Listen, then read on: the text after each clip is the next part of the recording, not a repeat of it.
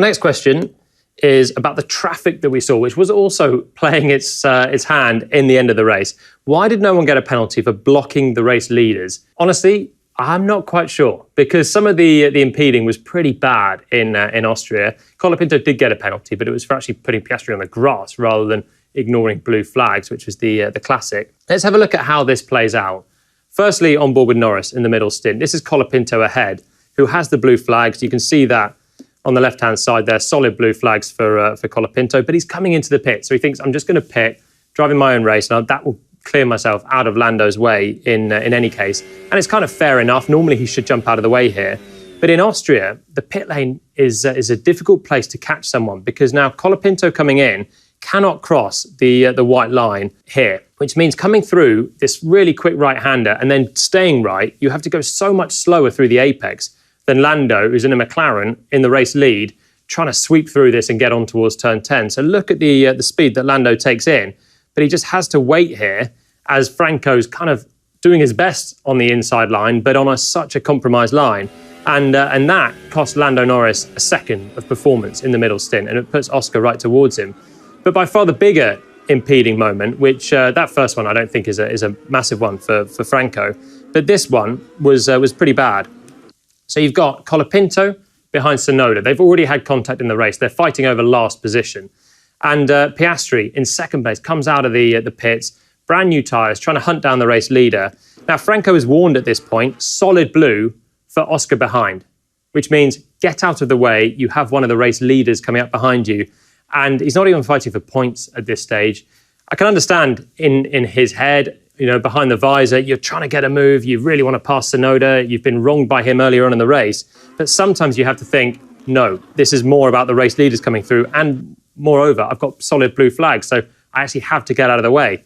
But instead, Colapinto fires a lunge down the inside of Tsunoda. Now, Yuki doesn't really know that Oscar's there. He's not been warned over the radio. And of course, in his mirrors, he can't see the papaya colour. He can only see the Alpine until this moment. So he's trying to get the switch back and come back through. And now Colapinto still is not looking in his mirrors, hasn't got the wherewithal to know that the race leader, you've just held him up. And now he's actually coming alongside you, but he's trying to get the slipstream back on Tsunoda and puts Piastri fully on the grass. Now, if this had wiped out Piastri from race-winning contention, it would have been a really shocking bit of driving. But as it is, the driving's no different, but the outcome is. And Colapinto gets away with it with just the 5-second penalty for forcing another driver off the road, which is incredibly soft. We can see it here on board with Oscar, comes out of the pits, and that is a solid blue for number 43, Franco Colapinto. And you have to just heed that at this point. As frustrating as it is, this is not your race right now. You jump out of the way for the race leaders. That's just what's mandated in the rules. But Oscar comes in, has Yuki almost tripping him up, looking for the inside line. Now he thinks, okay, get out of the way. I'll at least take the slipstream and pass Yuki at the next corner. But off he goes to the grass, and it's a sketchy moment that certainly should have been penalised, I think, with more than the 5 seconds for forcing another driver off the road, but wasn't there.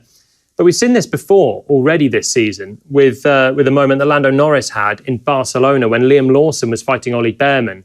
And generally the rookie drivers or the less experienced drivers, they're not listening to these blue flag signals. So there you go, blue flag, number 30, Liam Lawson. Get out of the way. You've got someone fighting for a race win coming up behind you. But Lawson is so hell-bent here on passing Behrman that he's just going to dive up the inside, naturally compromising both of their lines coming through here. And almost having contact right in front of the guy in second place in the race. Then he's coming through in towards turn 3, backs off slightly, and Norris almost hits the back of him and loses a load of lap time as well on this occasion. And this one went unpunished in Barcelona. So it seems like the FIA are not paying serious attention to drivers not adhering to these blue flags. And actually we saw Max just a few corners later coming past Ollie Behrman, giving him a big wave of frustration. And he's absolutely right to, because these guys are fighting it out for a championship, for a podium, and you've got drivers fighting it out maybe for a point. In these cases, not even for a point. And I've been in their shoes. You want to fight, you want to race, it's natural. Every position you think counts so much, but actually you have to adhere to the rules, which is let the race leaders go through. That is why we have blue flags. And what about that moment with Oscar? Did you not see him on the inside? He was in my blind spot, and after the contact with Tsunoda, I just wanted to pass him, and I was not really focused on Oscar. So we're going to finish with